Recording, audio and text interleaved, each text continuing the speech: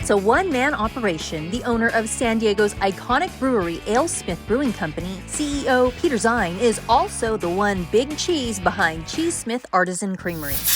His various cheese offerings can be taken to go or enjoyed on-site in his brewery's tasting room, all of it handmade, weighed, hand-packed, and labeled with care by Peter himself. Let's see if I can get it right the first time. And I got in on the operation before sitting down for a one-on-one cheese and beer pairing. Curds. You eat them with your fingers, they're squeaky. All right. Because they're so fresh, when you bite through it, you might get this sensation of a squeak. And then hopefully you get there's Oh, I got the squeak. Yeah. There's a lot of dill pickle in here, and dill. Salty. You can taste the freshness in here. That's good. Thank you. I'm glad you like it. And you were saying this kind of came about because you're thinking like, what do you like with the cheeseburger? Right, like think about things that you like with cheese, and I was thinking, oh, there's always pickles on burgers and cheese, so why not try it? So, all right. Truth be told, I never made them before, so you're tasting my first batch of them. So, I just had a good feeling about it. That was good. So we can dig into something. I'm curious about the porcini mushroom one, so we're gonna give this a little taste first off. Okay. So how long has this been in the making? I made this I believe about 5 months ago. And it's been patiently aging at cellar temperature, which is about 50 degrees. And you want to take a cracker? Okay. I'll do the same. And so the way goudas are made in a lot of the cheeses of that region are, they're low in acid, and the way that goes about is that at a certain part in the process, they drain off the whey. So you have curds floating in whey, and you're draining the whey out of the curds. At a certain point in the process, you drain just about a third of the tank of the whey, get rid of it, and replace it with water.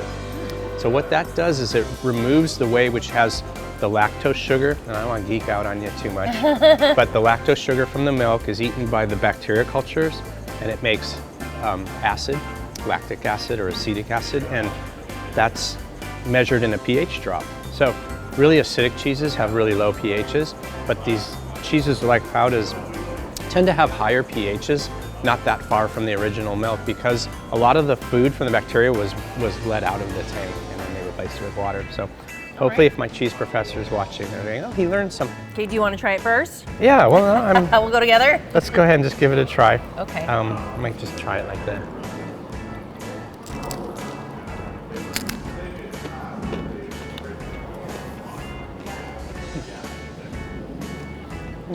Get a little bit of that mushroom. Mm-hmm. Okay. It's a unique combination of the dairy flavors, but it's I guess the thing you don't want in most cheeses is bitterness. And so whenever I taste one of my new cheeses and it's not bitter, I'm like, good, that worked out well. I can taste the mushroom in it. Yeah. I think it's good. It's not. Cool. It's not. Again, it's not too shocking, but it's in there. Right. Yeah. And which porcini tends to be umami flavored, which is like broth or meaty. Mm-hmm. So I didn't want to go too much in that direction. But yeah, so we can keep moving through. Now the cheddar was actually made as part of my wife's charity, Anvil of Hope.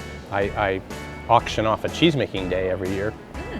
And I had a helper make this with me, and she took most of it. I have one little wheel left, but it came out really nice. And so, traditional cheddar, it has a little annatto in it. You know, you may have wondered why some cheeses are orange and others aren't. So there's no such thing as orange cheese. It's an addition called annatto. It's a vegetable dye. Oh. That's all the cheese you see at the supermarket. So it was a way for the English to distinguish their cheese from other cheeses for tax purposes. Oh. So it has a high degree of meltability, and it's made in a process where you're trying to dry it out a lot. So pretty much basic cheddar, but the longer it ages, the sharper it gets. So we're looking at almost a year. Mm-hmm. So I'd call this about medium sharpness. That's good too. Cool. So far, so good. Right on. You want to try it with a beer? See what you think? Okay, which one do you think I should try?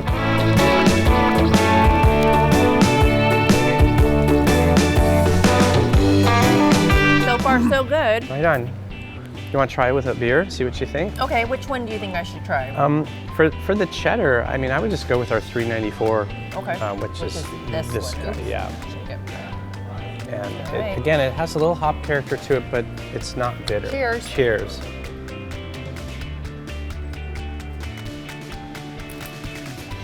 Yeah, that's actually pretty good. Easy to drink. It's pretty good. It goes with it. Again, there's no right or wrong here. Mm-hmm. You can pair whatever you like with it. I was wondering maybe if you want to try this cheddar with just a little drop of honey on it. Okay. And I think, I mean, most people, I'm not sure if you've ever tried honey on your cheese, but it's quite nice. No, I don't think I actually have. Yeah, and so my bees generously gave this to me. It's their food, so you don't want to always take too much of it, but we harvested this last August out of my beehives, and Okay. it's... So how much honey, or you show me how it's done. Okay, well yeah, I just tend to just do a little squirt on top.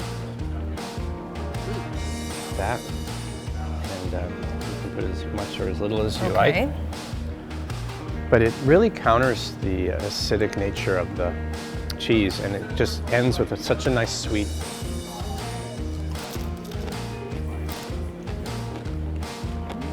Isn't that a nice pairing? Mm-hmm. Yeah. And so after you start doing it, you get kind of addicted. You want to put honey on all your cheese. That gave a nice, like, between having the cheddar just by itself, when you add the honey, yeah, the flavor profile changes up. Yeah. It's still good. Big complexity, and now it just blossoms like Right. that. Yeah. And then, again, you gotta do it with beer. Very good. Very good. All right. Right on. So now for something completely different, a cheese made with beer in it. Okay, and this I want you to try the nut brown ale with this one. Okay. So we're gonna go for a little shot of this guy. And you're saying this was like a Havarti? Yeah, and it has Oktoberfest, which is a right. malt forward beer that's very popular here during the month of September and October. And again, honey if you like, or some cracker with it. Another cracker. Yep. And it's definitely a different kind of thing going on with this. The beer is noticeable in a way not like a beer you drink. It's gone through a fermentation process with going into the cheese again.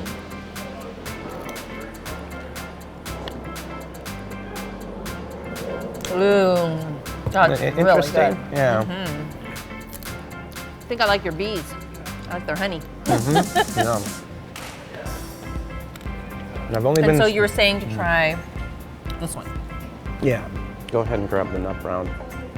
And that's more malty, and I think that connects to the Oktoberfest closest of the beers we chose. I don't think I'm a malty person. Oh, you prefer the hoppy stuff? I think I like the hoppy better. Right on, cool.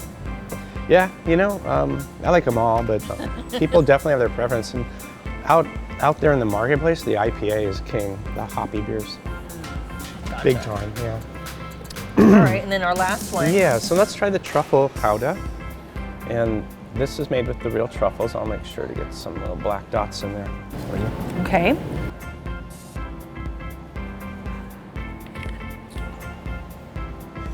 And this has more age on it. I would definitely want to do honey on this because it does have the truffle has kind of added some bitter notes to it. Okay. And a little bit garlicky.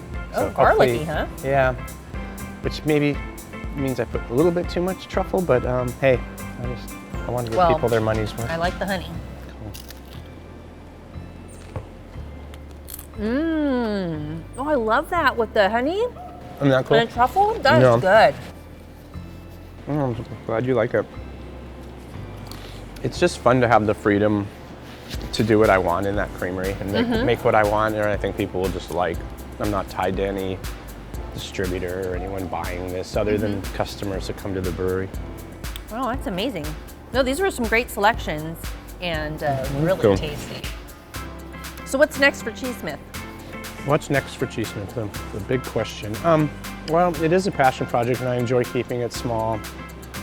And I'm the only person, but you know, it's like get a little older, and you know, I guess one day maybe I will hire someone and get some help.